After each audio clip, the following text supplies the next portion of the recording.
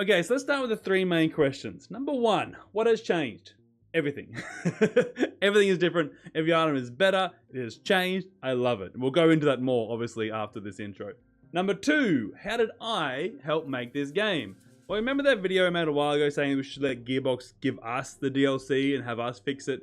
Well, more or less, that happened. Not exactly that, of course, but Gearbox listened to the community, made a bunch of changes, made a new beta, and then brought myself and a small group of other people in to help test said beta. I can't tell you who else was involved, but they will tell you as they please. And number three, will there be more guides and tier lists based around these changes? Yes, absolutely. Too much has changed, too much is different.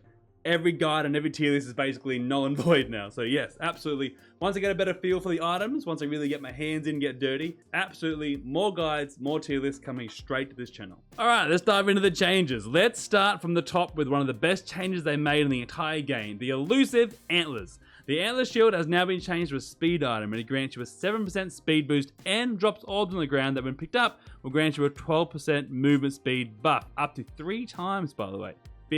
Big fan of this, given how diluted the pool has become and how hard mobility is to find. Not a lot to say honestly, but an incredibly big change that I absolutely am in love with. The bolstering lantern is now actually Commando's best friend. Seriously, this is easily an A tier item now. Instead of gaining damage at low health, making every watch in history tremble in fear, it now grants you a 10% attack speed per enemy and ally within a 20-meter radius. And just in case you missed that, I said enemies and allies. So they not only buffed bolstering lantern, they inadvertently buffed drones as well. This is very strong. As someone that's been an advocate for drones for a long time, I am head over heels for this. Okay, Warped Echo has officially stepped up into the upper echelons of the white items. It now reduces the next damage taken by 30% and spreads it over 3 hits. So if you get yourself 1 Warped Echo, 1 Opal, and a Safer Spaces in 1 run, which are all common tier items by the way. Safer Spaces Void. Shut up, it's a white void.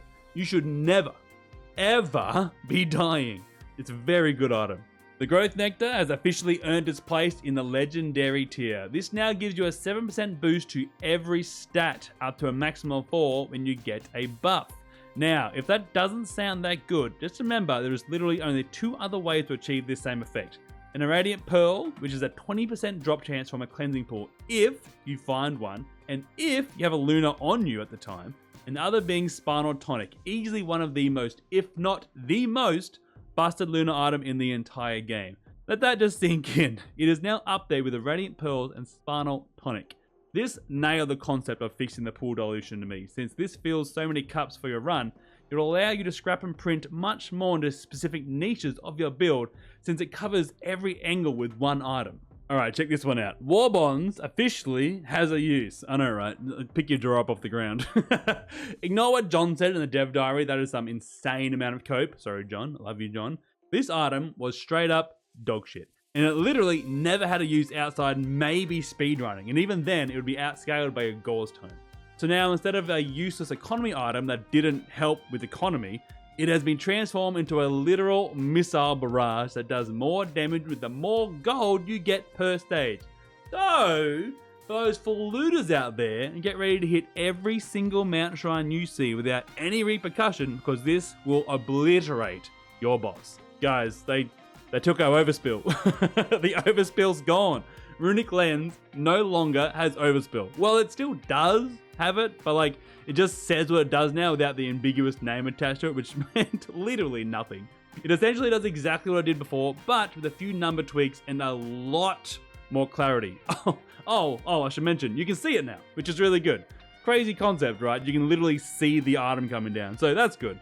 I'll actually be happy to see this in a run now. This is a very good red. Do recommend. The knockback fin is no more. It is now the breaching fin. And before you ask, no, I didn't try to get it renamed to knock up fin. Yes, I did secretly want that the entire time. The breaching fin now not only knocks up enemies, but it stuns them as well. It can knock them up several times whilst they are in the air, and does bonus damage to enemies whilst in the air.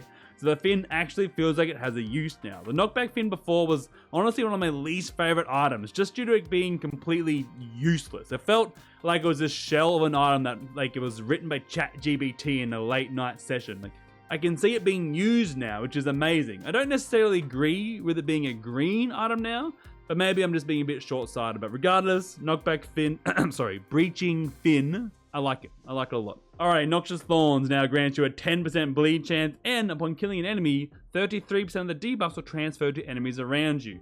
Now, just to catch the man domains before they get too excited that it's a flat 10%, that does not increase with stacks, unfortunately. This is a very interesting item in concept, but I am struggling to see a solid use for this non-loop. Survivors like Rex, Artie, and Mercenary, for example, will definitely benefit more from this. But these guys also don't really struggle to stack debuffs on a large group of enemies. Maybe I'm being a bit narrow-sighted on this one, but I'm not too excited about this. Regardless, a very welcome change from where it started. Now, the Unstable Transmitter. This thing deserved to be taken out of the back, tied to a tree, and given the old yellow treatment. Is that too dark? No, it's not. Double down. This item sucked. It was the epitome of bad design, and it deserved to be gutted, and it did. Although it stuck to the below 25% threshold gimmick, it removed essentially everything else. It now grants you 75% of your health as barrier and gives you a Frost Relic-esque barrier which bleeds and TPs enemies away. Now, why would you want an aura that damages and sent enemies away? I don't know. This one still needs some time to cook, I think, but at least now it won't literally be a detriment to your run or get you killed. Probably put it back in the oven though. Okay, Luminous Shot now requires it to build up a little bit before unleashing the shots, which is something I was a bit confused about at first. I wasn't sure why they were going with that angle, but the more I thought about it, building up that Luminous Shot on smaller enemies and then using it on a large enemy is actually pretty interesting. It essentially does the same as before, but it has two big changes, alright? It reduces your secondary ability by 20%, which is a very welcome change, and it has a proc coefficient that works now. Now, it always had one, which is why I said it works now, but it just didn't work before. But anyway, that's in the past, it works now, good item. And the last major change, going to the Chronic Expansion. Now, this might not feel like a big change, but making so it activates on killing just one enemy now, and giving it a 7-second cooldown is honestly a massive change. It was never really consistent enough to ever stay relevant in a run before, but now this should be up essentially all the time, especially in stages 3 and onwards when you need it the most. This suffered from the feeling of like Berserker Pauldron, for example, where if you can kill things quick enough to get the buff, you don't really feel like you need the buff, where now it's basically grassroots from the get-go. This is going to make killing things a lot quicker and a lot easier throughout the entire run. Now, as I mentioned earlier, literally everything changed, but some were just smaller changes, like chance style being made more clear when it activates now, and the logbook being fixed. Prayer beads have been removed from printers. Thank you for the shout out in the dev diary, by the way, John.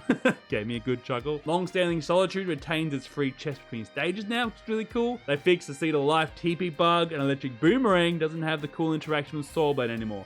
That one felt personal. That one also felt personal. Oh, and I lied, by the way. Stale Star is completely unchanged. My bad. I kind of forgot about that one until halfway through the script, but I'm leaving it in. Stale Star is good. Leave it alone. Sorry. Alright, let's talk elites. The Gilded Elites no longer make you break combat in the combat-based game. Huge. What a concept. They now make it so if you get hit with their special attack, you will drop a little golden nugget of your gold on the ground. That will despawn if you don't collect it in time. Fun new elite with an interesting gimmick that doesn't completely ruin the flow. Big fan, love the new Piss Elites, Gilded Elites. And the Twisted Elites now no longer insta-kill you if they have any assortment of AoE. A very low bar to improve on, but still a big change. They retained their enemy priority, which I am a fan of, and still demand to be taken out first, but now they punish you with a Spirit Bomb-esque attack that homes in on you if you ignore them for long enough and they get a chance to spawn it. Very fun little gimmick, as well as a very welcome change. I really enjoy what they've done to the elites now. Now, there's a lot of little changes that got made as well, and I won't go into all of them, but a big one that I am amazed they glossed over is Magma Worms and Overloading Worms now officially have working weak spots for Railgunner. Gearbox have officially done what Hopper Games could not. If you're sitting there thinking, man, I never realized the weak spots didn't work, don't worry, you aren't alone. There are many of you. Just sit there in silence and pretend like you knew all along. And just know, in your mind, it wasn't just your terrible aim. It was mainly a terrible aim, but sometimes it wasn't your fault. But that's the entire Phase 1 in a nutshell. This is a huge step in the right direction from Gearbox. They really listened to the community, even to the point of bringing the community in to help make sure that the product was up to par. This honestly feels like DLC 2.0, and it's a very overdue, complete revamp to the community. But let me know what you think. Do you love the changes? Do you hate them? Are you going to make an entire video series based around the elusive antlers, even though they're really good now, R&D? Last joke, I'm sorry. R&D, I love you. Say it back. Thank you. But let me know in the comments, of course. And of course, if you like the content, you want to see more, you want to see new guides, new tier lists, more updates in the roadmap, make sure to subscribe. Helps me out a bunch. Thank you for watching. I'll see you guys next time. Bye-bye.